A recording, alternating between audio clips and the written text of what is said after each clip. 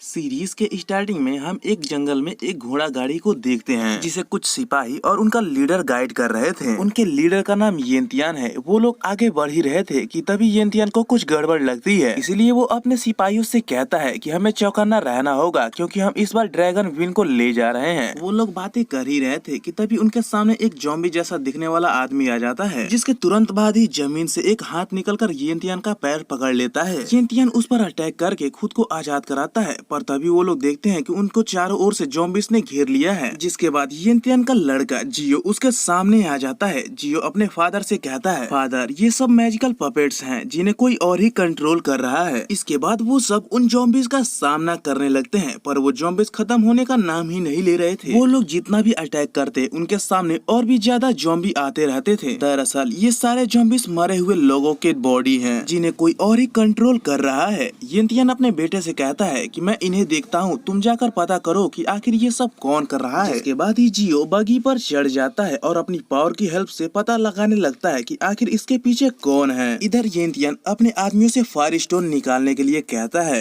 और यहीं पे हम येनतियान के फाइटिंग स्किल को देखते हैं, जो कि देखने में काफी औसम थी। येनतियान नोटिस करता है कि वो उन ज़ॉम्बीज़ को मार तो रहा है, पर वो ज़ॉम्बीज़ मर नहीं रहे। वो सारे ज़ॉम्बी उठकर खड़े हो जा रहे थे। येनतियान इससे समझ जाता है कि जो भी इन्हें कंट्रोल कर रहा है वो यहाँ से काफी दूर है और काफी ज्यादा स्ट्रॉन्ग भी। और तभी येनतियान के आदमी फायर स्टोन को बाहर निकाल कर लाते हैं। जिसके बाद वो अपने फायर ड्रैगन की हेल्प से उन सारे ज़ॉम्बीज़ को मार डालता है। जिसके तुरंत बाद लियो आता है और अपने फादर से कहता है, फादर मुझे पता नहीं चल पा रहा कि इन्हें कौन कंट्रोल कर रहा था। वो दोनों आपस में बातें कर ही रहे थे कि तभी येनतियान के छोटे बेटे सिंग्यू की आवाज सुनाई देने लगती है, जैसे कि वो किसी बड़ी मुसीबत में हो और वो मदद मांग रहा हो। जिसे सुनकर लियो घबरा जाता है। येनतियान उसे समझाते हुए कहते हैं, डरो मत बेटा, क्योंकि ये सब एक छलावा है, तुम इन सब पर ध्यान मत दो, ये सब हमारा ध्यान भटकाने के लिए ही है। पर लियो को लगता है कि उसका छोटा भाई सच में किसी बड़ी मुसीबत में है, इसलिए वो अपने छोटे भाई की मदद करने उस आवाज का पीछा करने लगता है। लियो के वहाँ से जाते ही येनतियान पर कोई अटैक करता है, लेकिन येनतियान उस अटैक से खुद को बचा लेता है। लेकिन उसी वक्त उनके सामने एक आदमी आता है जो कि येनतियान से उसका ड्रैगन किन मांग रहा था, पर येनतियान ऐसा करने से उसे साफ साफ मना कर देता है। जिसे सुनकर वो आदमी गुस्सा हो जाता है। वो आदमी गुस्से में कहता है कि मुझे ड्रैगन किन दे दो, मैं तुम्हें और तुम्हारे बेटे को जिंदा जाने दूंगा। पर येनतियान ऐसा करने से बिल्कुल ही मना कर देता है। पर तभी येनतियान के पीछे से उसके ही सोल्जर्स उसे ही मार देते हैं। येनतियान वहीं मर जाता है। जिसके बाद वो आदमी उसके बड़े बेटे लियो को भी मार देता है। सीन शिफ्ट होता है और हम येनतियान के छोटे बेटे सिंग्यू को देखते हैं, जो कि किसी जंगल में अकेला था और उसे भी एक मिस्टीरियस आवाज सुनाई दे रही थी जो कि उससे बातें कर रही थी। सिंग्यू आगे जा ही रहा था कि तभी उसके सामने कुछ चमगादड़ आ जाते हैं, जिसे देखकर सिंग्यू घबरा जाता है। सिंग्यू उन्हें देखकर काफी ज्यादा डर गया था, इसलिए वहाँ से भागने लगता है। वो भागते भागते एक जगह पर गिर जाता है, लेकिन जब वो उठता है तो वो खुद को एक अनजान सी जगह पर पाता है, जिसके पीछे एक खतरनाक ड्रैगन जंजीरों में बंधा हुआ था। सिंग्यू उसे देखकर और भी ज्यादा डरने लगा था, लेकिन तभी वो ड्रैगन सिंग्यू से कहता है, डरो मत, क्योंकि यही तुम्हारा घर है, तुम असल में यहीं के रहने वाले हो। लेकिन एक ड्रैगन को अपने सामने देख सिंग्यू वहाँ से भागने लगता है, पर तभी वो ड्रैगन खुद को आसानी से आजाद करा लेता है और सिंग्यू को घेर कर उसे ऊपर ले जाने लगता है। जिसके बाद ही वो सिंग्यू के अंदर घुसकर उसे पूरी तरह से अपने कंट्रोल में कर लेता है। सीन कट होता है और हम कुछ साल बाद का सीन देखते हैं, जहाँ सिंग्यू और उसके दोस्त एक रेस्टोरेंट में पार्टी कर रहे थे। सिंग्यू अब बड़ा हो चुका था और एक सीक्रेट मिशन पर काम कर रहा था। थोड़ी देर बाद सिंग्यू के पास एक लड़की आती है। सिंग्यू उस लड़की को लेकर एक रूम में चला जाता है। जिसके बाद सिंग्यू उस लड़की से अपने मिशन के बारे में पूछने लगता है। दरअसल वो लड़की सिंग्यू की सीक्रेट स्पाई थी और उस लड़की का नाम लीजा था। लीजा इन्फॉर्मेशन देते हुए कहती है कि मास्टर, उनका टारगेट आने वाले 5 दिनों के अंदर एक डील करने वाला है, जिस पर सिंग्यू उस आदमी पर और भी ज्यादा कड़ी नजर रखने के लिए कहता है। लीजा दूसरा खबर देते हुए कहती है कि पैलेस एम्परर अपनी डॉटर की शादी आपसे कराना चाहते हैं। जिसे सुनकर सिंग्यू शॉक हो जाता है। वो कहता है कि अरे तुम कहीं पागल तो नहीं हो गई ना, ये क्या बोल रही हो। सिंग्यू को कुछ भी समझ नहीं आ रहा था कि आखिर एम्परर के दिमाग में क्या खिचड़ी पक रही है। सीन शिफ्ट होता है और हम अगले दिन का सीन देखते हैं, जहाँ सिंग्यू अपने पिता और अपने बड़े भाई के ग्रेव के सामने बैठा हुआ था। वो उन्हें काफी मिस कर रहा था। वो अपने बचपन के बारे में सोच रहा था, जहाँ कैसे उसके पिता उसके साथ खेला करते थे, उसके साथ कंपटीशन किया करते थे। सिंग्यू इन सब यादों को सोचकर रोए जा रहा था कि तभी उसके अंदर से एक ब्लैक सोल निकल कर आती है, जो सिंग्यू से कहती है कि अब तुम बड़े हो गए हो, फिर भी बच्चों की तरह रो रहे हो। जिस पर पर सिंग्यू उसे वहाँ से जाने के लिए कहता है। तब वो ब्लैक सोल कहता है कि आखिर मैं कहाँ जाऊँ, मैं तो तुम्हारी बॉडी के अंदर ही कैद हूँ। ब्लैक सोल आगे कहता है कि सालों बीत गए पर तुम्हें अपने फादर और अपने ब्रदर के कातिल के बारे में कुछ भी क्लू नहीं मिला, पर तुम उदास मत हो, तुम चाहो तो मेरी मदद मांग सकते हो। ब्लैक सोल थोड़ी देर सोचते हुए कहता है कि मेरे हिसाब से तुम्हारे फादर और ब्रदर का कातिल ड्रैगन सिटी में ही होगा। अगर तुम सच में रिवेंज लेना चाहते हो तो ड्रैगन सिटी के हर एक नागरिक को मारना होगा, इससे तुम्हारा रिवेंज इजिली पूरा हो जाएगा। तुम जरा भी टेंशन मत लो, तुमसे जो भी पावरफुल होगा मैं उसे देख लूंगा। पर सिंग्यू उस पर ध्यान नहीं देता। ब्लैक सोल अपने मैजिक से उसके फादर के नेम प्लेट उसके पास लाता है और सिंग्यू से पूछता है, क्या तुम्हें सच में कुछ भी याद नहीं? ऐसा कुछ तो होगा जो तुम भूल गए होगे। अगर तुम सच में भूल गए हो तो चलो मैं तुम्हें याद करने में मदद करता हूँ। ब्लैक सोल आगे कहता है कि ये एक सीक्रेट स्किल है जो मुझे मेरी मदर ने सिखाई थी। अगर तुम इस स्किल को सीख जाते हो तो ना तुम केवल अपना बदला ले पाओगे बल्कि इस पूरी दुनिया पर राज भी कर सकते हो। जिसे सुनकर सिंग्यू सोच में पड़ जाता है और यहाँ से ही हमारा ये एपिसोड यहीं पे एंड होता है। आई होप कि ये एपिसोड आपको पसंद आया होगा। आगे के एपिसोड के लिए चैनल को सब्सक्राइब करें।